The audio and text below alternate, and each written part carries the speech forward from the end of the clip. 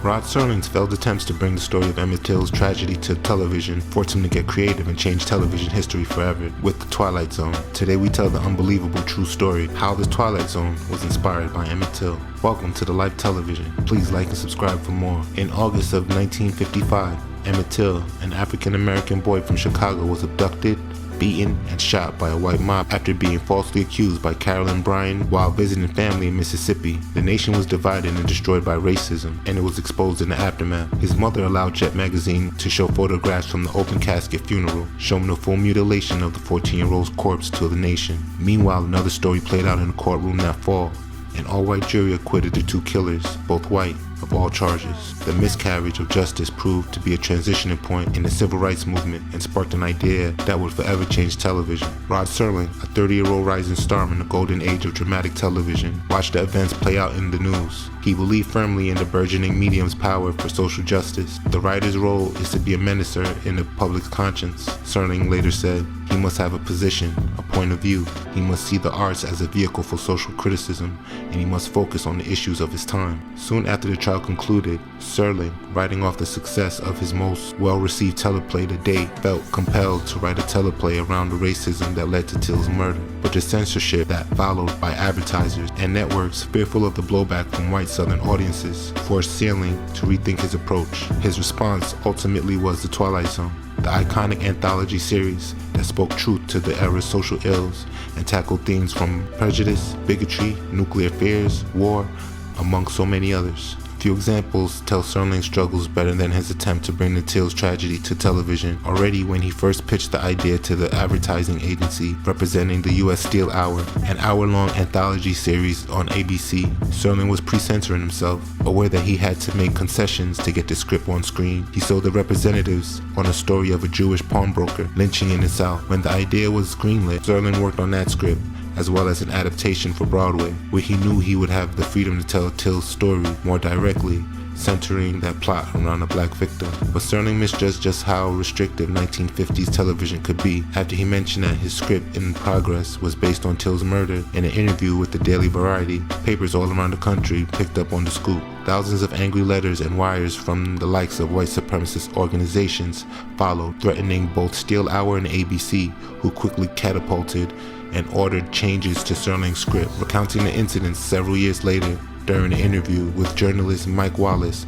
on the eve of the premiere of The Twilight Zone, Serling described it as a systematic dismantling of his story. It was gone over with a fine-tooth comb by 30 different people, he said, while he was left to attend at least 2 meetings a day for over a week, taking notes as to what had to be changed. Station owners and advertising agencies were afraid to offend any segment of their white audiences, even racists, for fear of losing income, explains journalist Jeff Kisseloff. As television gained a national audience in the 1950s, the creative freedoms that permitted the early days of the medium were quickly being pushed out as an attempt to sell to a white consumer market. Black purchasing power wasn't being taken into account. As late as 1966, one study indicated that black performers constituted 2% of the cast of commercials. The great Nat King Cole summed up the situation simply: Madison Avenue is afraid of the dark.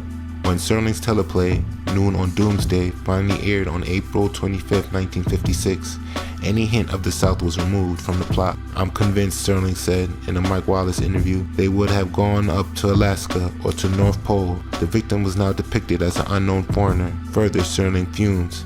It was suggested that the killer in the case was not a psychopath, but just a good, decent American boy gone wrong.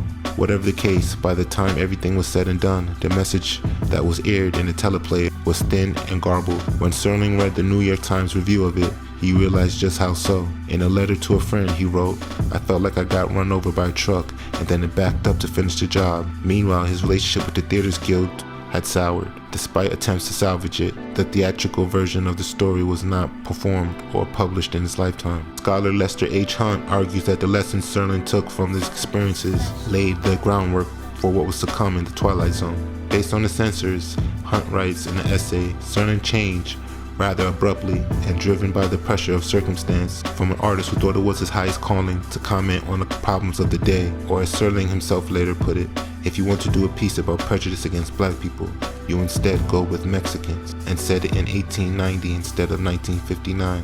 Serling had also learned his lesson from his earlier dust-up with the Daily Variety. In his interview with Wallace, he spoke about whether or not his new show would explore controversial themes. We're dealing with a half-an-hour show, which cannot probe like a Playhouse 90-minute production, which doesn't use scripts as vehicles of social criticism. These are strictly for entertainment, he claims, after Wallace followed up, accusing him of giving up on writing anything important for television. If by important you mean I'm not going to try to dwell into current social problems dramatically, you're quite right. I'm not, he said.